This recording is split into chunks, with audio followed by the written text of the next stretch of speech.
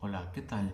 El día de hoy les comentaré el tema de descarga eléctrica y los principales efectos fisiológicos que puede sufrir un cuerpo o una persona.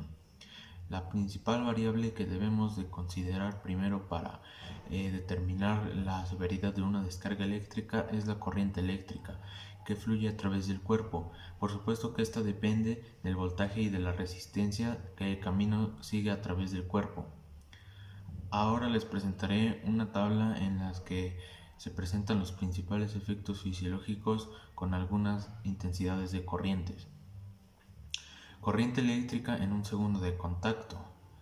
El efecto fisiológico y el voltaje requerido para producir la corriente con una resistencia asumida de 100 y de 1 ohmio.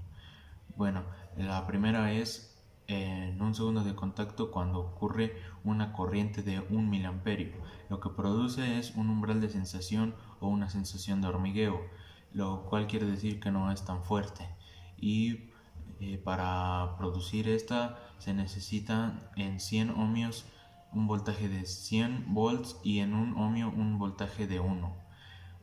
En la corriente de 5 miliamperios es aceptada como la máxima corriente inofensiva, y para producir esta en 100 ohmios se necesitan 500 volts y en una resistencia de 1 ohmio se necesitan 5 volts. De 10 a 20 miliamperios es el inicio de una sostenida contracción muscular, la corriente de no poder soltarla, esa expresión. Para que esto suceda debe haber un voltaje de 1000 voltios en 100 ohmios y de 10 volts en 1 ohmio.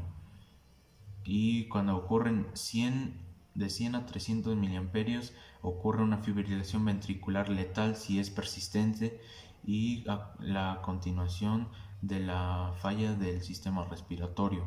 Para producir esto en una resistencia de 100 ohms se necesitan 10.000 voltios y en un ohmio se necesitan 100 volts.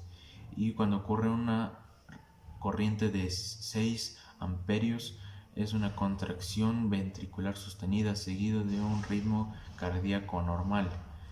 Es la parálisis respiratoria temporal y probables quemaduras. Para producir esto se necesitan 60.000 volts en una resistencia de 100 ohmios y en una resistencia de 1 ohmio se necesitan 6.000 volts. Algunas de las corrientes que participan en la descarga eléctrica. Como ya había comentado, la principal variable que tenemos que tomar en cuenta para determinar la severidad de una descarga eléctrica es la corriente eléctrica, la cual se mide en amperios y es la que recorre el cuerpo. He aquí una pregunta: ¿puede producir un voltaje doméstico de 120 volts una descarga eléctrica? Esto depende. Si la resistencia del cuerpo es de 100 ohmios, entonces la corriente que fluiría a través de este sería y aquí les tengo una fórmula para determinarlo.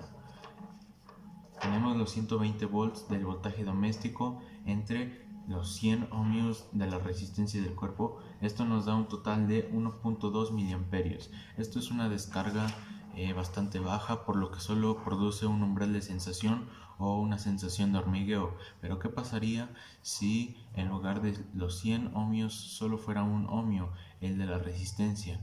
Entonces estaría provocando bastante corriente eléctrica. Para ello también tengo una fórmula. Al igual 120 voltios, esta vez entre un ohmio de resistencia, nos da un total de 120 miliamperios de corriente. Esto sí que es una descarga eléctrica bastante fuerte. Esto puede producir un shock letal o hasta la muerte de la persona.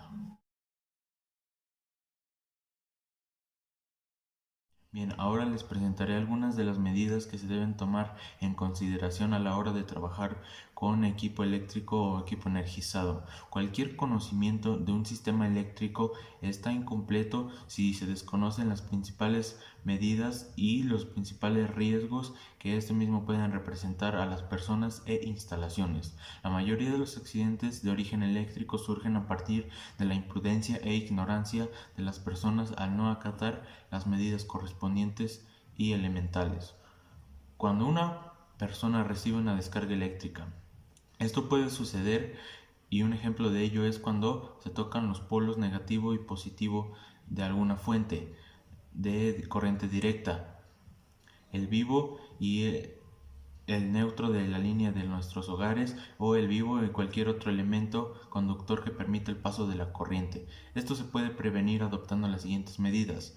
Nunca trabaje con equipos energizados ni asuma a priori que están desconectados. Utilizar herramientas con mangos aislantes, así como cuyas medidas de protección y equipos apropiados.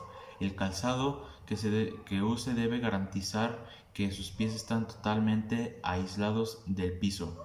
No trabajar en zonas húmedas o mientras usted mismo esté húmedo o su ropa. La humedad reduce la resistencia y aumenta la corriente. Y bueno, esto es todo de mi parte en este video. Si te gustó, deja tu like y o comparte, sigue este canal.